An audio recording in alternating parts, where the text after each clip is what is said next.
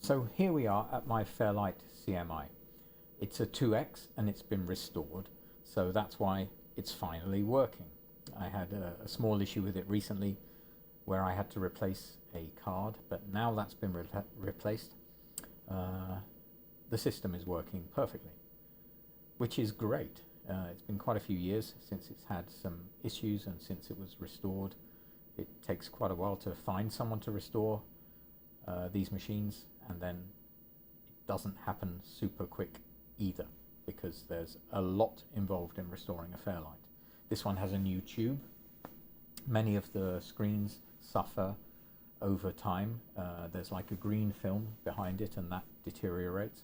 So this has a new tube, and the whole machine has been gone through and is working fine. So here we have the index page. This shows you all the pages in software. Page 2 is disk control. That's where you will load sounds. So here we can see a list of voices. These have the suffix VC. Then we have one instrument. An instrument is a collection of voices. Down below we can see we have 8 registers. Each of those registers is a separate voice. So we have 8 registers. You can also specify any number of registers with a specific amount of polyphony. So for example, you can just have register A and have 8-note polyphony. So for example, if you loaded a string sound and you simply wanted to play strings, you would just have register A specified as 8-note polyphony, and you would load the string sound. Here we have control files. These are settings for specific sounds, and RS is a page R sequence. So what I'll do is I will tap on the first instrument and click load. And now what it will do is it will load the 8 voices into the relevant slots. After that, we'll jump straight to page R. I can do this by typing page R return. And I can do this before it's finished loading. So there is a buffer in the keyboard which allows you to type commands before. And as you can see, we've jumped to page R. This is the song mode, and this is the famous pattern mode. So what I'll do actually for this demonstration is I will create a new sequence. So I do that simply by typing new, comma, then the name of the sequence. I'll call it demo. And then I can specify the number of patterns I want, and I'll specify just 4.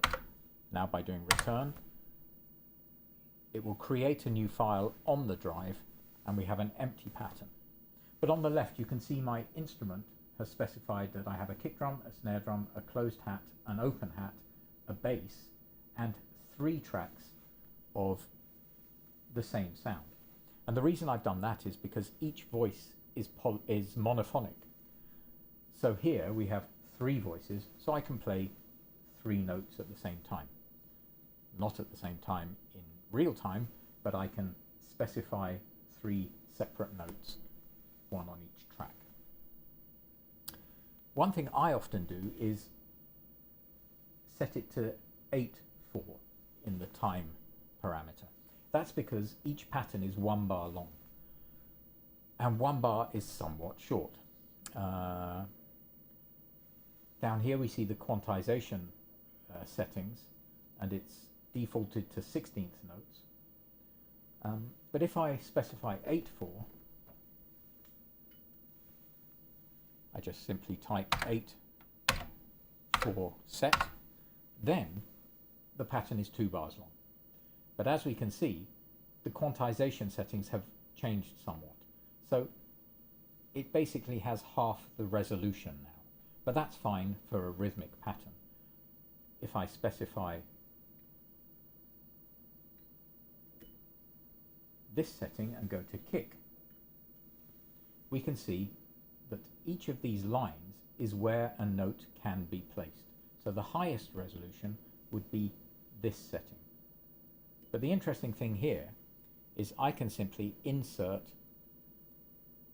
in step time the kick drum using this quantization setting. So what I will do is I'll specify the note I want, I'll find it. Let's take that one. And now if I type fill, the kick has been placed on all the quantization settings. So now I'll simply play the pattern and you'll hear.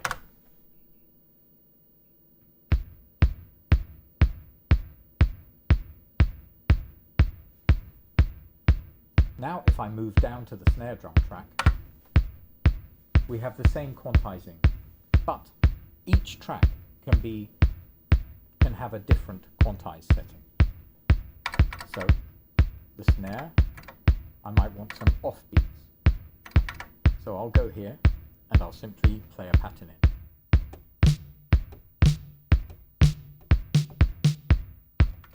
It helps if you press record first.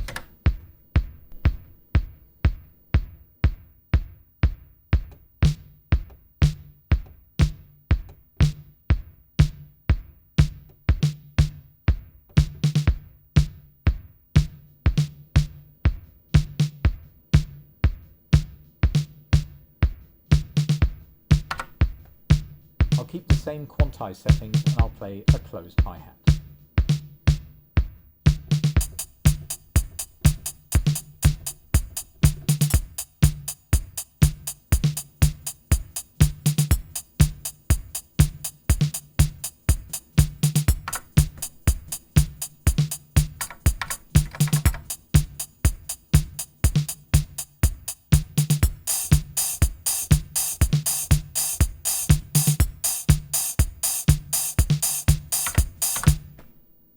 So you can see how fast it is to get a very simple pattern going. There are a few commands which are useful now. The open hi-hat for me is a little bit loud. So I'll show you a function on the Fairlight that's actually extremely useful, which is by simply typing help, you get the entire manual on the screen. So here, if I go to editor functions, I can see the options I have. And the velocity command allows me to adjust the velocity of a specific range of notes, or of all the keyboards at the same time, or just individual tracks. So we can see that by typing VE, the offset and the pattern range, we can adjust the velocity for individual tracks. So VE, comma, -3, comma 1 for pattern 1, and then comma and in brackets 4, and this should lower the velocity of track 4 by an offset of -3. So now if we listen, the open hi-hat should be quiet.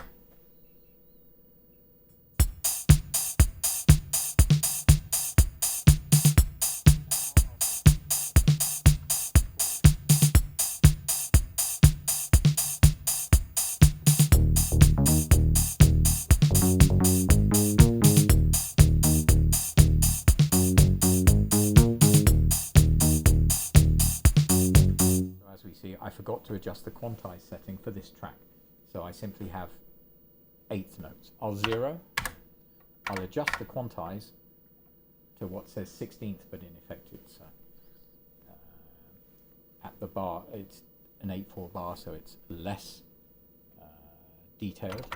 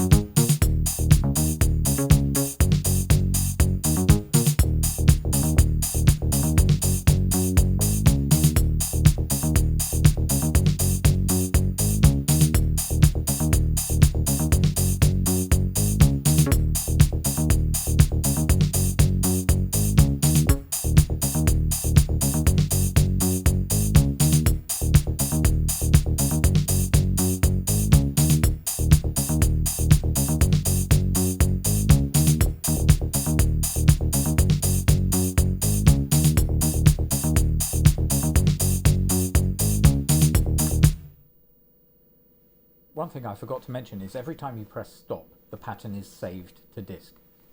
So there's no saving or anything like that. If you want to change a pattern, the best thing you can do is copy the pattern in order to keep the original. And yet again, we can simply do this by going to the pattern we want to copy to. So I will specify pattern 2. And then by typing C for copy and 1, this pattern will now be filled with pattern 1. So now we can see that pattern 2 is identical to pattern 1. That means I can edit the baseline without losing it. And again, this pattern has directly been saved to disk. So there's no way you can lose patterns unless you edit too far. The pattern, there is no undo as such. So whenever you have a pattern that you like, you can simply copy it to an empty slot and then work on it from there. So for pattern 2, I'll add a chord. This sound isn't the greatest sound, but I'll simply show you how we can add a chord. I'll specify a larger quantization rate because I want it to be on time. And I'll play a simple chord or 2 chords, and I have to record each note of the chord one at a time.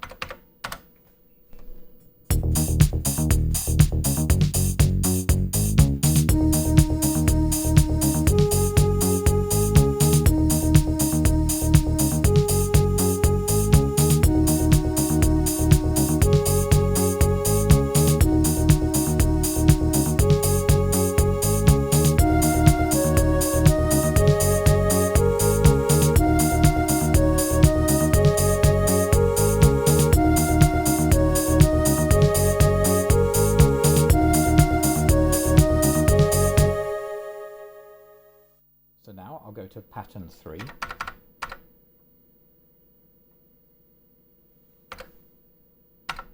I'll copy pattern 1, which is now the pattern with the chords.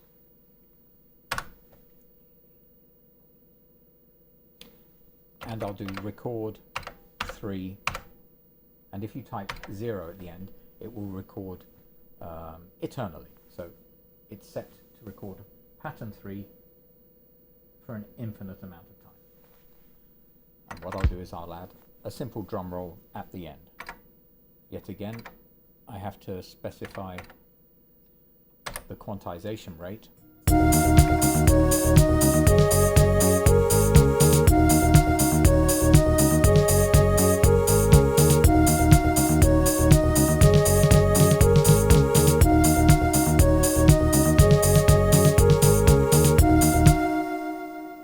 And now, if we go into song mode, we can create a section here by specifying pattern 2 as the first one, and that will play 4 times.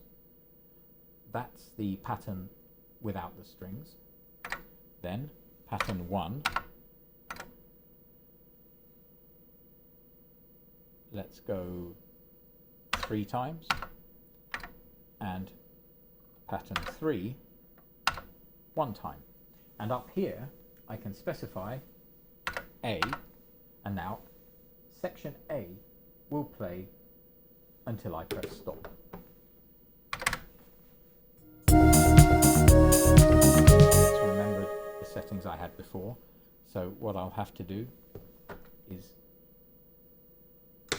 play the song. I've forgotten the command, it's been a while, so I do help. I go to the play settings and play thing count bar. So play asterisk is to play the song. So play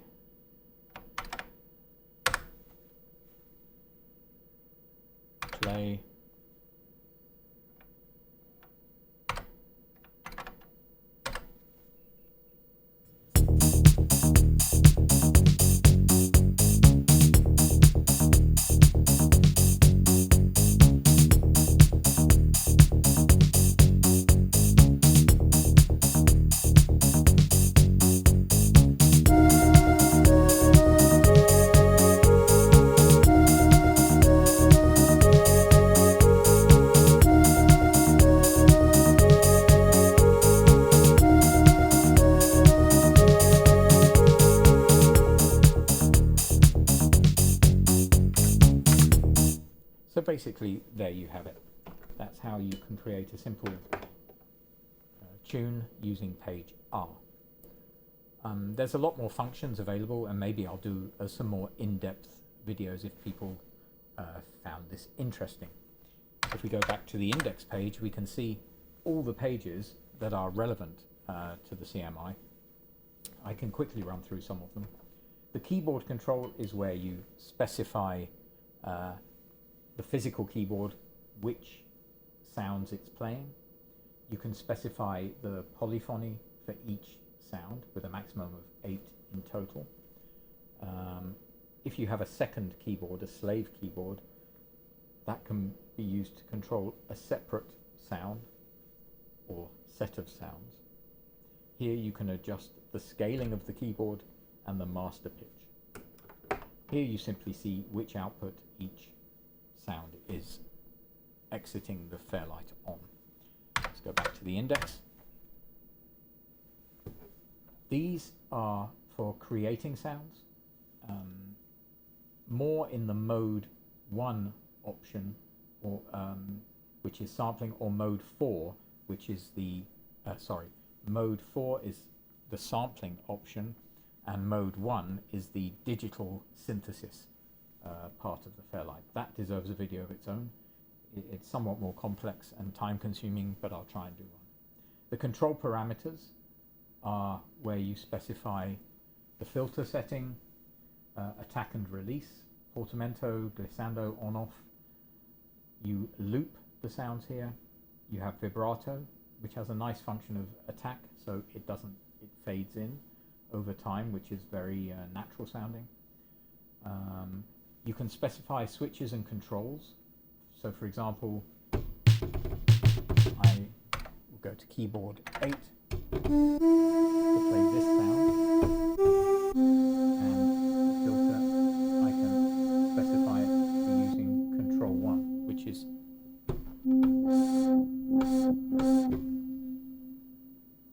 and most of these parameters can be controlled using a controller. So again, now I'll set the release, the sample filter back, but now this controller does the release time.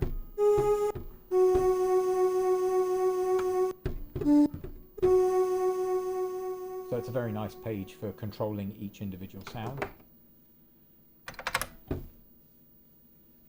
Then we have the sampling page. Here you have a meter showing the sound going in.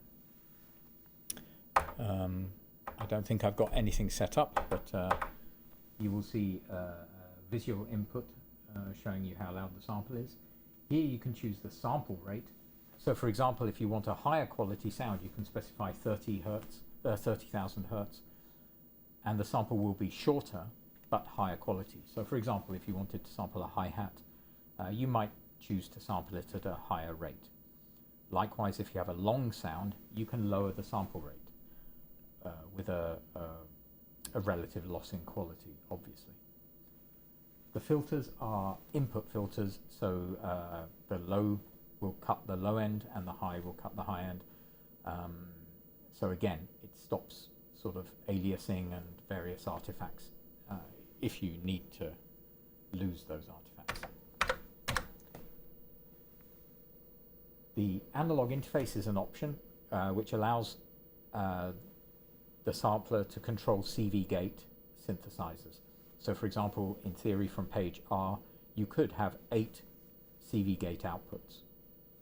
MCL is a music composition language. So it's a screen where you type in great detail individual note parameters and create sequences and songs that way. Extremely time consuming, but extremely deep, and again, worth a video all of its own. Page D is probably the most famous Fairlight page, which is where you see a graphic representation of the sound. You can choose different format to show the sound. Basically, this is the start time and the end time, and you can see the waveform changing over time.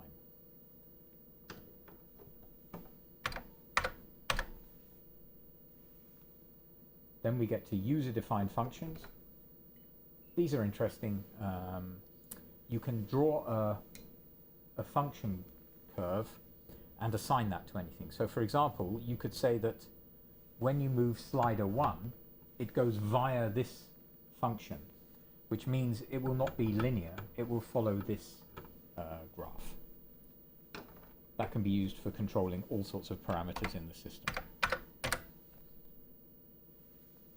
Then we have the SMPTE configuration. If your machine has the additional SMPTE and MIDI cards, you can generate timecode and receive timecode.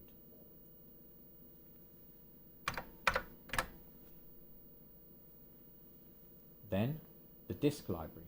This is simply a page that you can store your library in.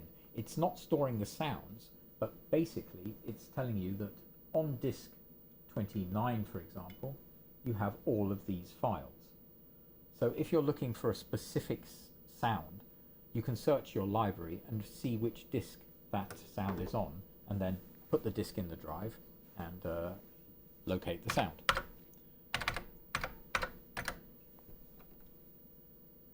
The MIDI configuration is where you assign the MIDI ports on the back.